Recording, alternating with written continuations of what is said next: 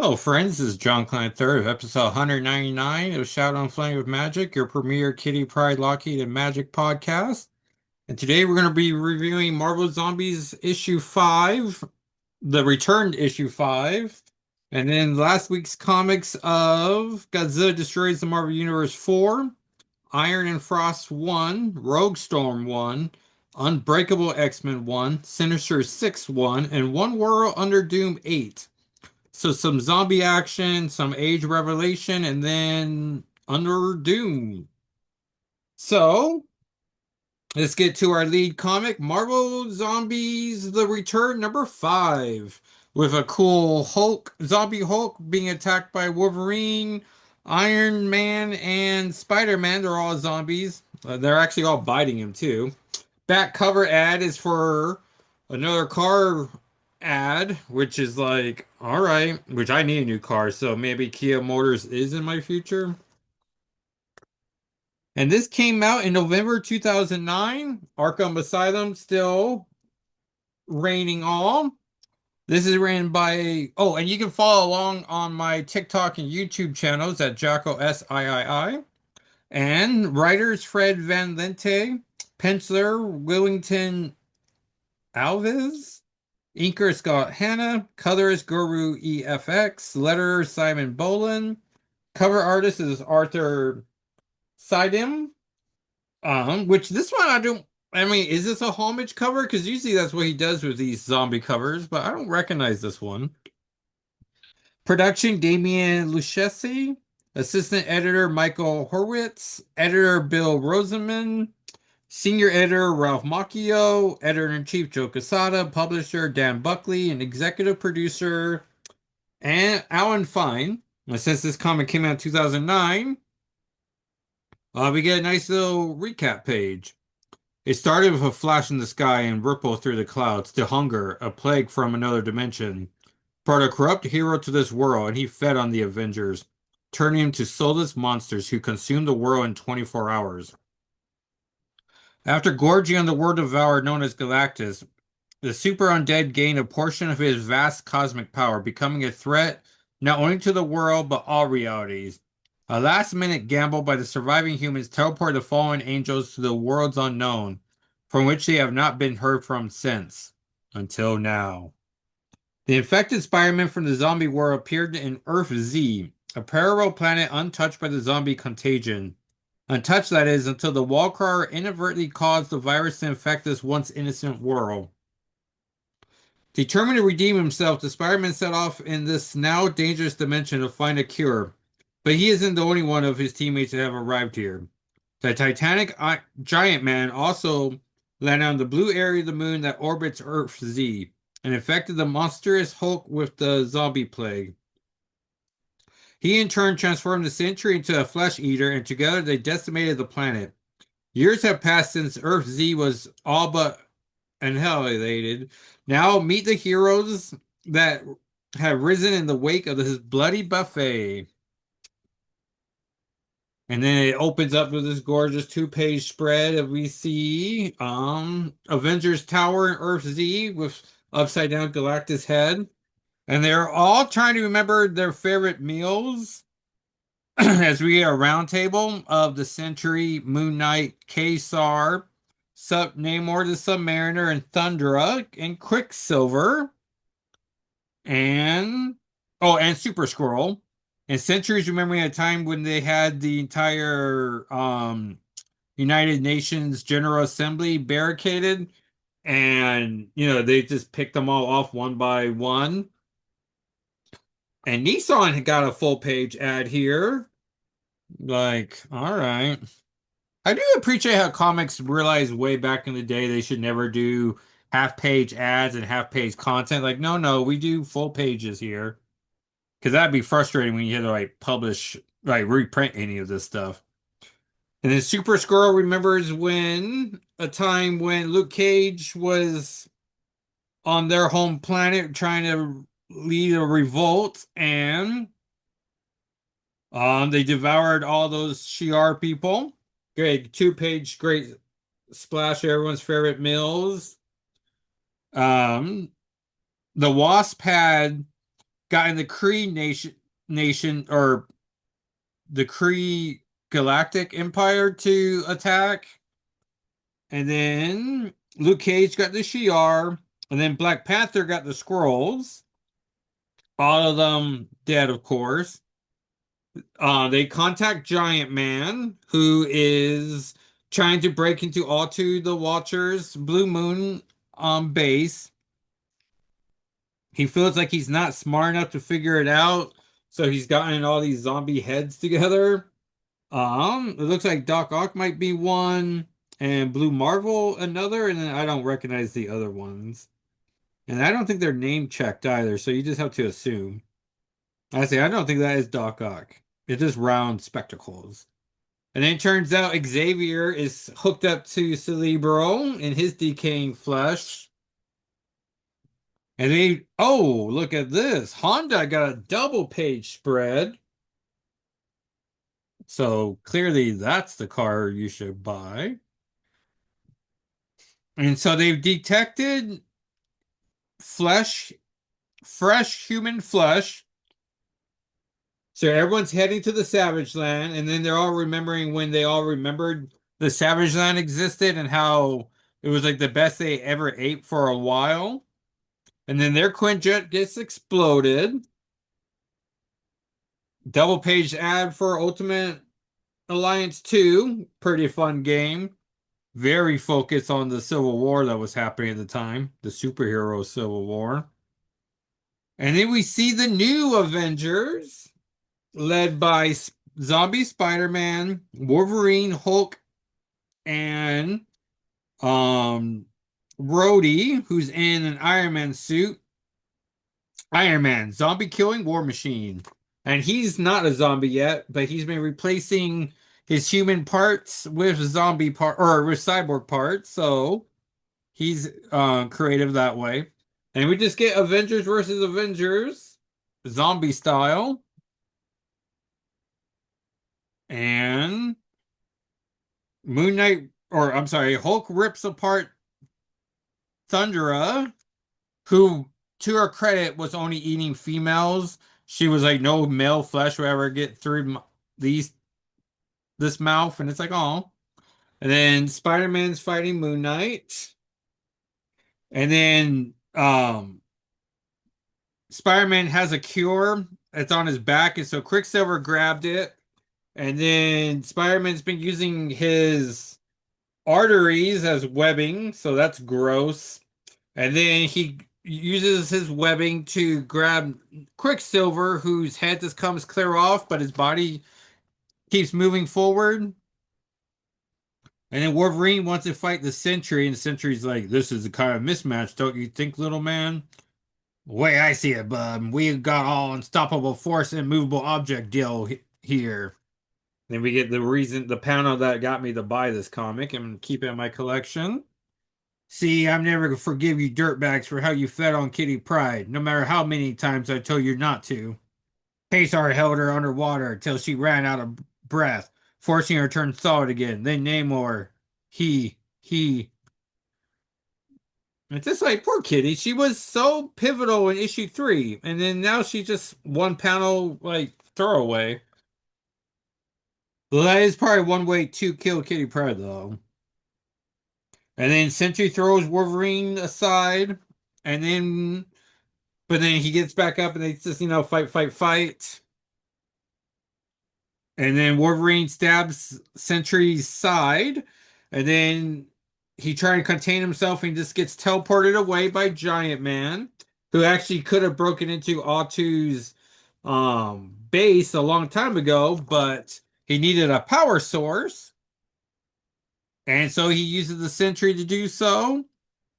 And then Spider-Man tells them, but now is the time to do it. And so Wolverine rips apart the canisters that Quicksilver's headless body was running with, and we find out that he created a cure and that they needed a vehicle to do it, and so they picked Sam, and it turns out there was a non-zombie, and it was Sandman. Little Flint Marco action. And then all the zombies to start deteriorating, including Giant Man. Sentry's safe because he was in that battery chamber. And R2 comes out and says, um, fascinating. Whoa, they told me you were dead. I am sure they did. But countless millennia ago, I and my brother Watchers traded our corporal bodies for forms of pure energy.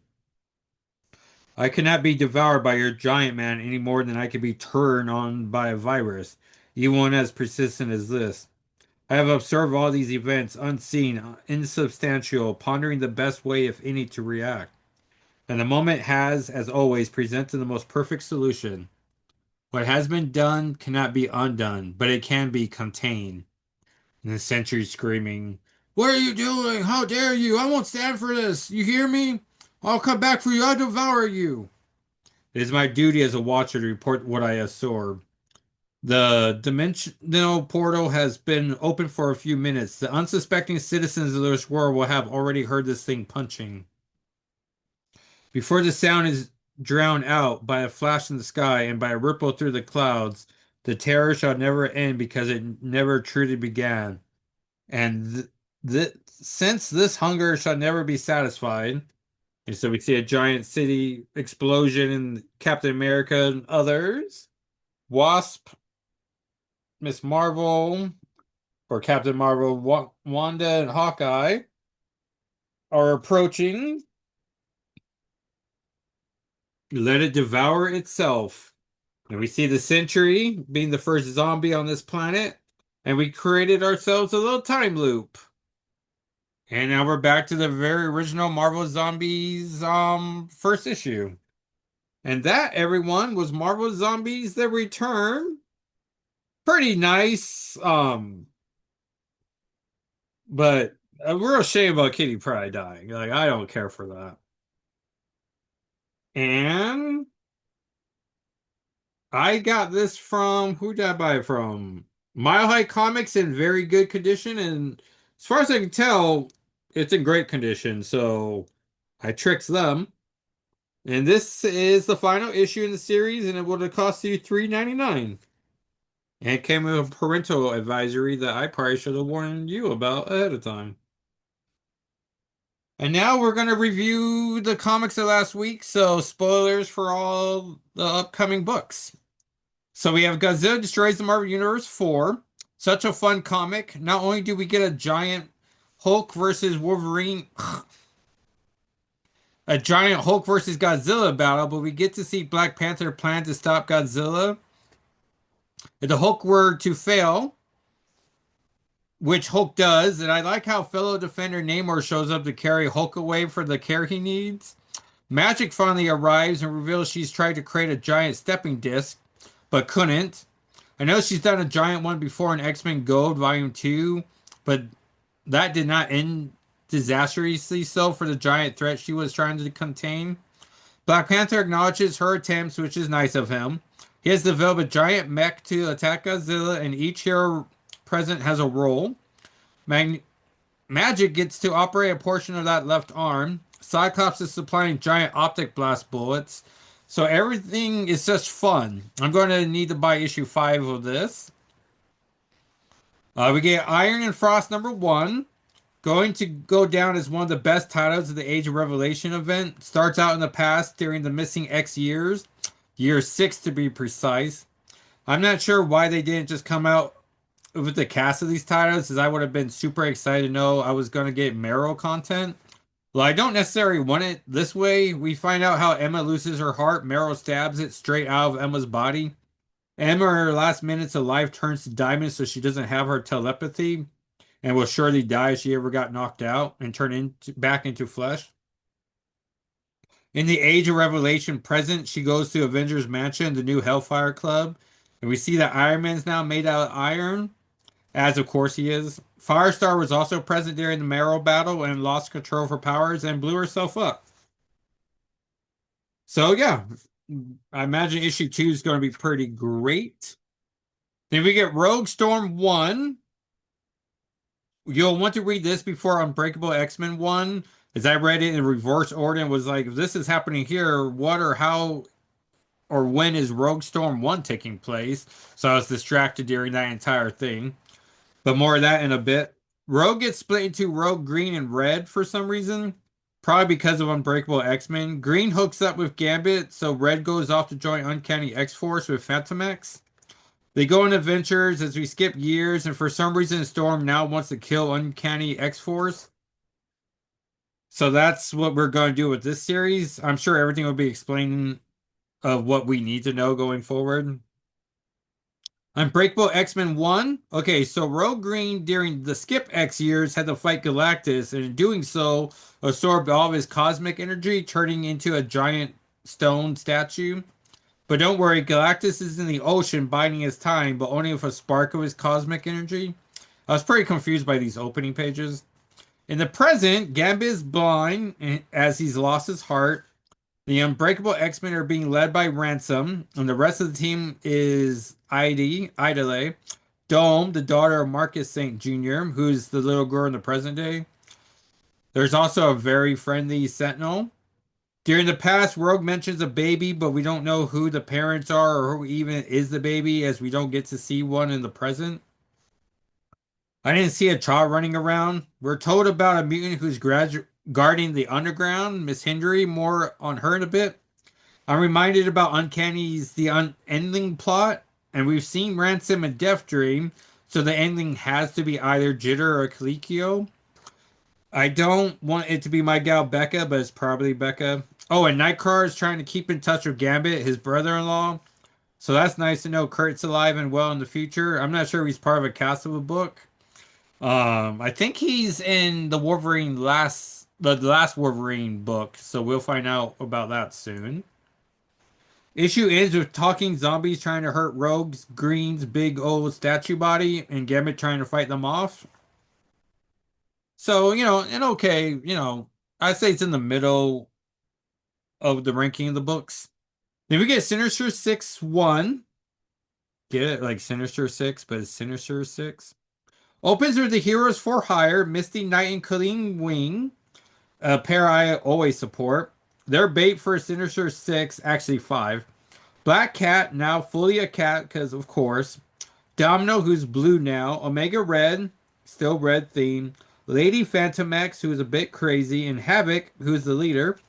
They're using Misty and Colleen to bait Venom, who will be the 6th member of the Sinister 6. Or Sinister 6. Havoc has a son, Chris, short for Christopher, I'm sure. Chris is stuck behind a glass, so I'm sure he's human that Alex is trying to protect from the X virus, like how we saw Carol do in Binary. Sinister reveals to them that the X virus is created by Revelation Doug. It reads like a reveal and a cliffhanger here, but I'm sure Magneto told Cyclops this during Overture. But since this is Sinister says it, it makes me question the whole thing. But also they have to establish this plot point to explain Sinister 6 versus Revelation's goons. So, a bad issue. And then we have One War Under Doom 8. Issue opens with Doom and his godfather. No, he's the godfather. Goddaughter Val talking, which I always love. She doesn't convince him to stand down, so he continues to battle the heroes.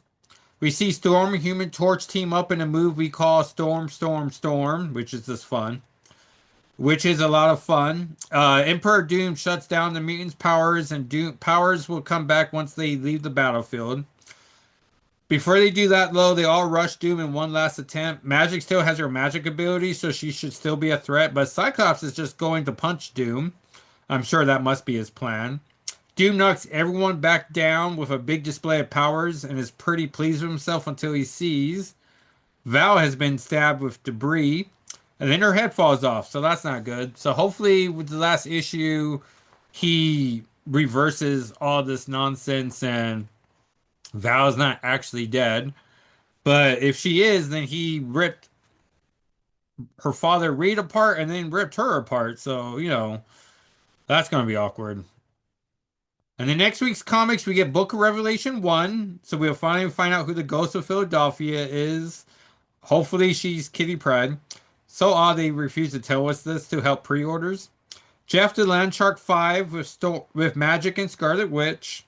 Ultimate Spider-Man Incursion 5. Not sure if Magic is in this, as she was pretty defeated in issue 4, but we'll find out. Predator Kills the Marvel Universe 3, just to see who appears in it. Marvel Zombies Red Band 2, just to keep track of who appears. Radioactive Spider-Man 1 with Dr. Cecilia Reyes. As his girlfriend, I'm pretty sure I remember reading. She likes a scientist type. The Last Wolverine with Leonard from Wolverine 8. And I'm pretty sure Nightcrawler is in this title series. And then Omega Kids 1 with Quentin Quire, which I'm waiting for the second half of that Cerebro episode, Scott Free, to come out before listening to it all. Not sure it was taking so long, as his itty bitty podcast with Jordan has been taking all of Connor's attention, but they're pretty good episodes and they're coming out weekly, so who am I to complain? So yeah, so definitely that's the order I'm excited about most. But yeah, like what is it? One, two, three Age of Revelations titles, and I don't know. They all seem pretty missable to me. So, oh no, and Book of Revelation, which I'm super on top of. And so right now, if you're gonna rank the Age of Revelations, I would go Overture, Iron and Frost, Amazing X-Men, Binary, Unbreakable X-Men, Laura Kinney, Sabretooth, which I might put Laura above Unbreakable now that I'm naming them. Then Rogue Storm, Sinister 6, because Sinister brings that title down.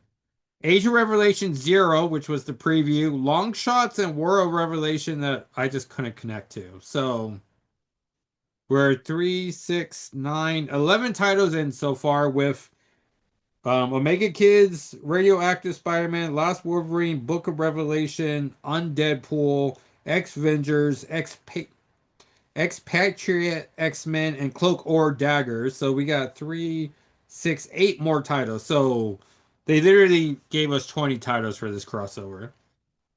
So we'll see how the rankings change after this. But everyone, that was episode 199 of Shadow and Flame with Magic. Thank you so much for listening or watching on YouTube. I'm going to use the podcast as socials, SNFWM, to post the cover and the Kitty Pride panel on Instagram, Blue Sky, and Twitter. And then you can follow me on socials at Jacko SIII. And next episode is issue 200. So that's pretty exciting. We've done so much. Those early episodes, I will admit, were a little rocky, but I think for like the last 10 or so, we've been really like rocking this. So thank you everyone for continuing to listen, and I'll talk to you next time. All right, everyone. Bye.